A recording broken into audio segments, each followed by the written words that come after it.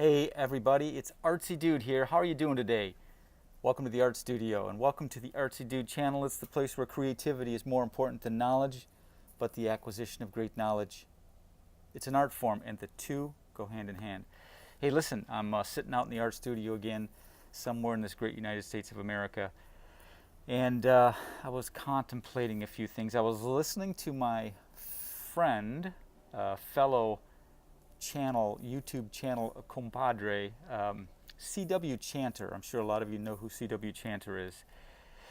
He's a very articulate guy.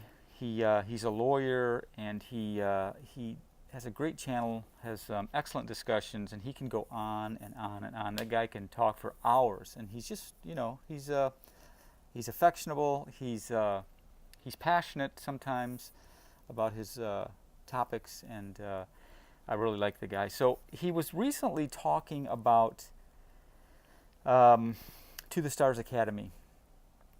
He was giving his lowdown on why he thinks that To the Stars Academy is going to bite the dust real soon. Excuse me. From a financial standpoint, startup. And I sent him off my thoughts on his channel, my comments. I think I respectfully disagree with him, and I'll go on to tell you why in this video. I think something like To the Stars Academy has too much at stake, and they're at the forefront, the leading edge, the bleeding edge, the cutting edge, whatever you want to call it, of technology and innovation. And I think that all of us have come too far. And I think that the reason that they're going to survive is because there are too many of us, too many people, too many investors, too many people out there that want to see what's going on behind the galactic curtain, so to speak. So I'm going to just show you this book right here I bought. It's Edgar Mitchell and a number of other authors, all PhDs. They wrote this book. It's 800 pages wide, or 800 pages thick, I should say, 800 pages in depth, Beyond UFOs, and it's the definitive. This is only volume 1 out of 3 volumes. It's the definitive study of UAPs, paranormal phenomena, and a number of other phenomenologies that they are trying to bring together, if you will, so that we can study this this whole arena, this whole genre more thoroughly. I wanted to read some of this forward of this book so you kind of understand what they're talking about. FREE is the acronym standing for, what does that stand for? FREE.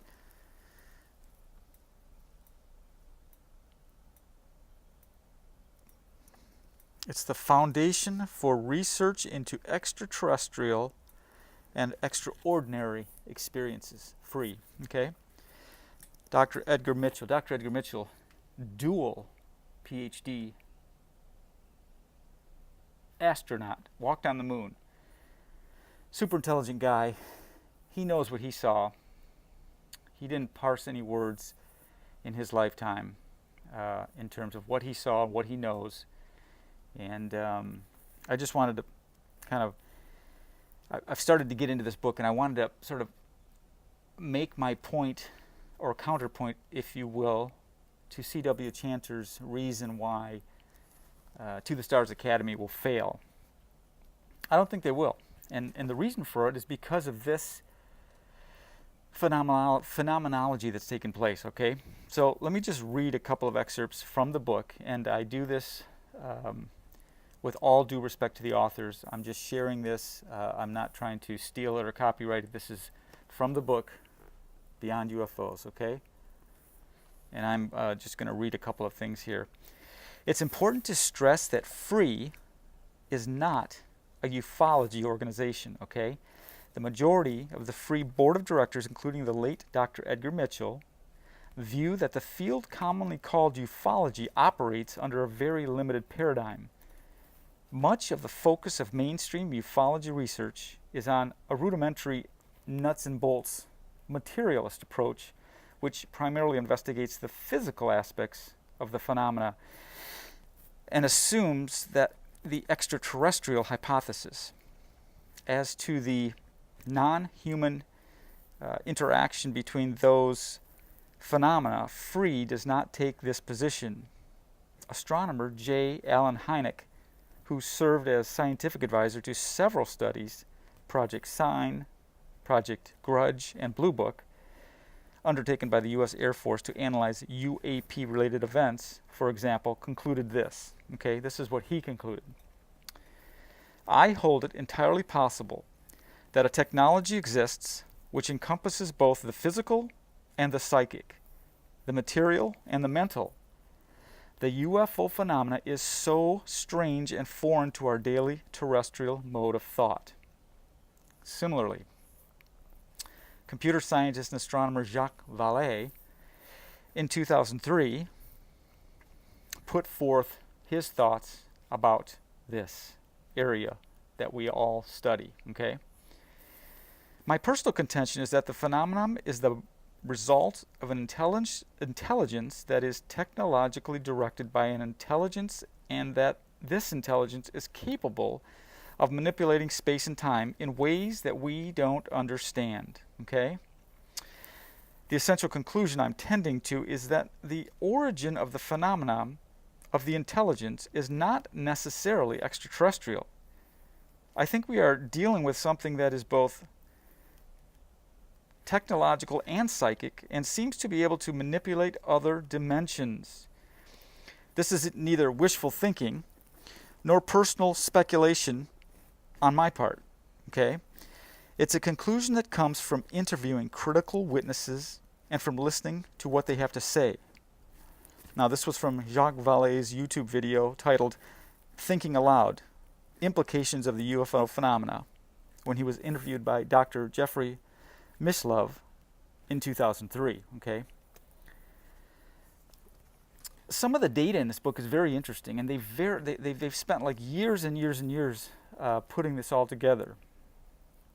It says here, as you will soon observe from our data, Free's research suggests that the physical aspects are but a small fraction of attributes associated with these complex manifestations. Indeed, it is the pervasive non-physicality, that parapsychological and other paranormal aspects that comprise the majority of survey respondents' experiences. We firmly believe that the field of parapsychology needs to take note, and instead of remaining distant from UAP phenomena, this field needs to embrace it. We, the authors of this book, hypothesize, as the late Dr. Edgar Mitchell repeatedly stated to members of Free, that the experiencer of contact with non-human interaction, non-human intelligence that is the key that will open the door towards understanding what is the relationship between what is consciousness and contact with non-human intelligence. Okay?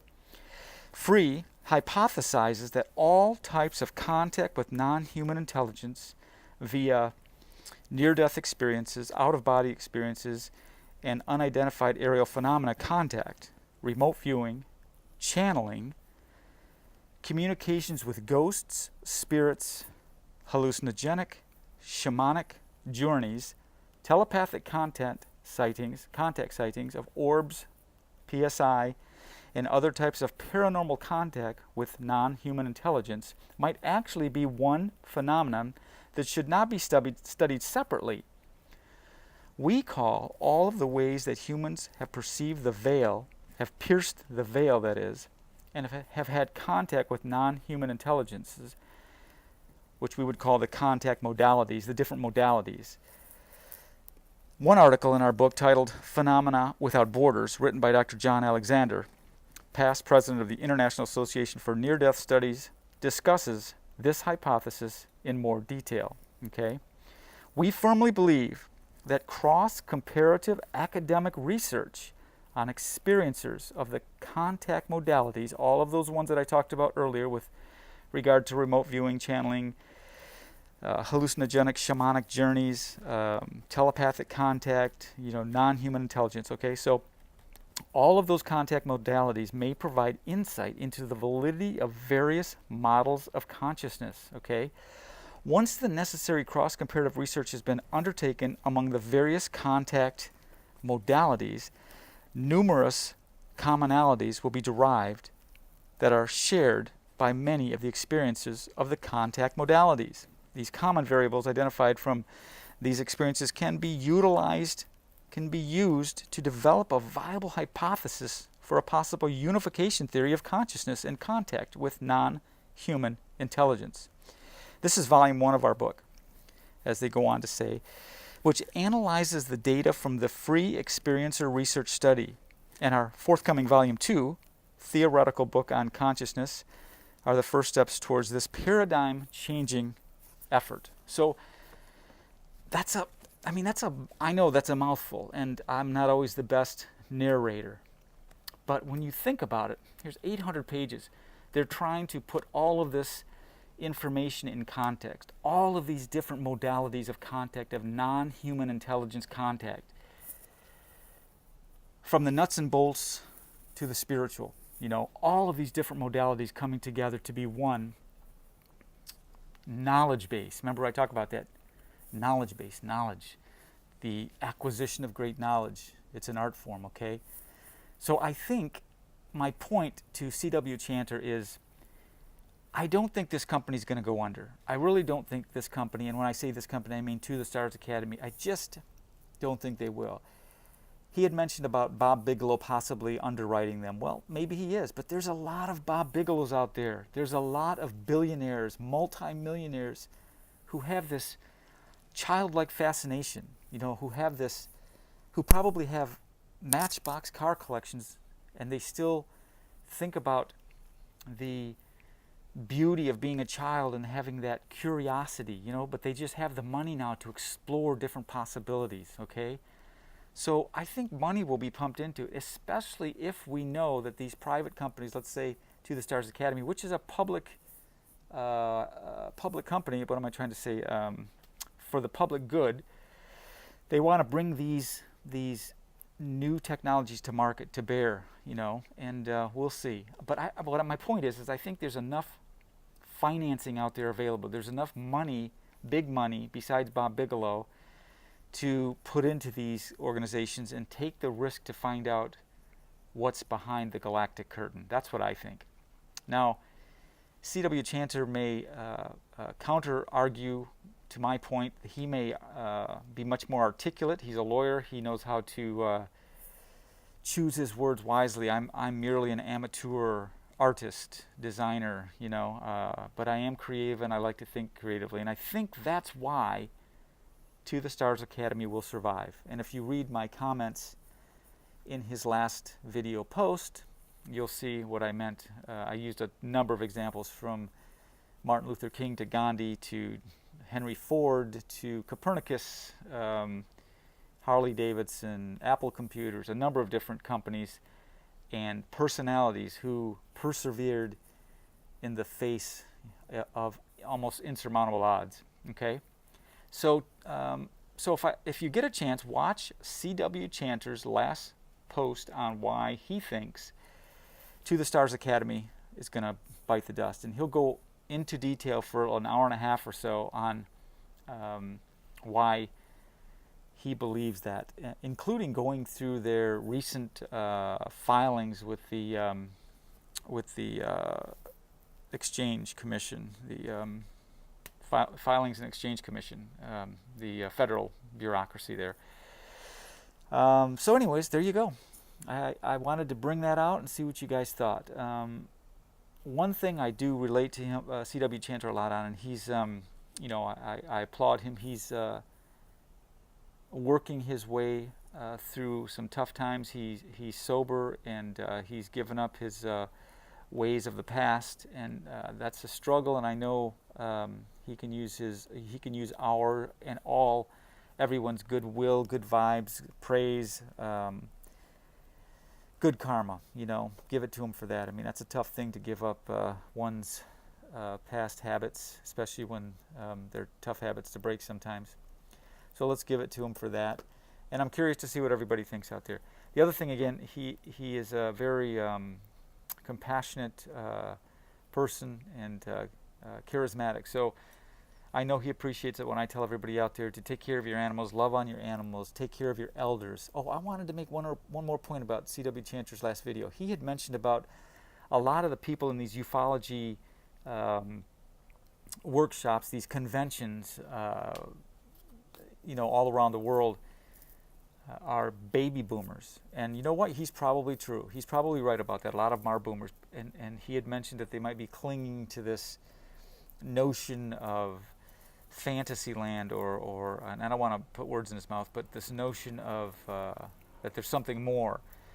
But you got to say too, on the thing with baby boomers is like, well, maybe they've been around for a while. It's like, that's what I talk about, respecting elders. When you listen to an old man who's in his late 80s or something like that, and he's not really pretty to look at, and he might have a little smell to him, and he's got a little scraggly beard on his face, but you listen to the guy and or the woman, and they can tell you some stories, and they've got experience, they've been around, they've seen it, they've seen things that we can't imagine, they've done things that we can't imagine. We think because we're young and we're smart and we're educated, we know everything. Well, as you can see in this whole arena, we're just finding things out right now. We're just finding out these little secrets every now and then about something different. We go, wow, that's crazy, I didn't know that. So let's be respectful to our elders. Let's take care of them. Baby boomers, whatever, it doesn't matter. Take care of them. Be good to your brothers and sisters. Be good to your neighbors. Walk barefooted out in your yard. I can tell you, man, you go for a little walk out in your yard barefooted. Get in commune with with nature. The earth will put some thoughts in your head, man, if you use your feet as antennas. Use your feet as antennas. Walk out in the grass. Get back to nature a little bit. All right, well, listen, again, let's be kind to each other. Let's change the paradigm in social media. Quit cussing each other out and swearing at each other and calling each other out. Be respectful. You know what I mean? You can disagree with somebody, completely disagree, and be on the other side of the coin politically, religiously, ufologically, any way you want, theologically, you know what I mean? You can be from a different cosmology standpoint than anybody else, but you don't have to be rude and you don't have to be uncaring, okay? So everybody, I'm going to say peace for now, and sorry about that, just bumped my real expensive camera. Ooh, not. Peace out there, everybody, and we'll talk to you soon. This is Artsy Dude signing off. Bye-bye.